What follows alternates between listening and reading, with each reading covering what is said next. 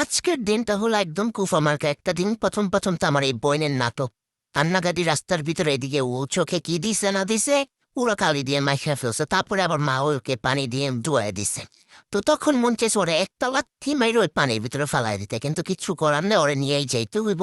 ওর নাটক দেখলে ভাই যখন আমার সাথে যায় তখন তো যাও একটু ভালো মানুষের বাচ্চা হয়ে যায়, কিন্তু যখন আমার বাবা মার সাথে থাকে তখন আর তার ভালো মানুষ মানে কোথায় যে হারায় আমি জানি না। এমন হারামি, এমন বদমাইশ।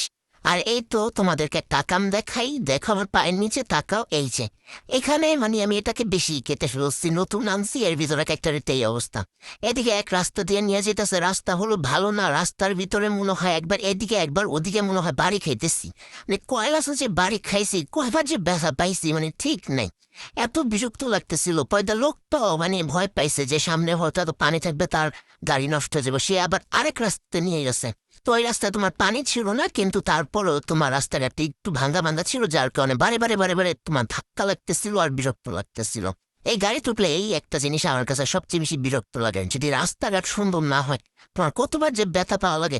আর এইখানে যেহেতু পানি নেই, এটার কারণ হলো এই যে বড় বড় ড্রেন তোমার সাইডে একদম বেশি করে জায়গা করে ড্রেন করে নিচ্ছে, আর সামনে দিয়ে ব্রিজ দিয়ে নিছে।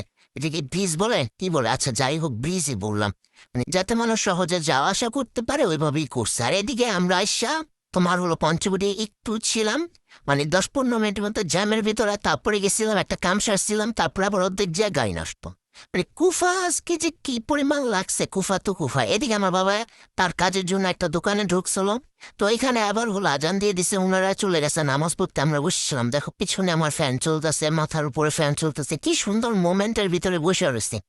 তারপরে কি একটা চিপস না খাইছিলাম, ওটা একটু সামনের ভিডিওতে দেখা মনে। এদিকে আবার আরেক কুফা হয়েছে, কি হয়েছে জানো? মেশিন গেছে নষ্ট হয়ে, 2টা শিলানের পরে দিয়ে মেশিন গেছে নষ্ট হয়ে।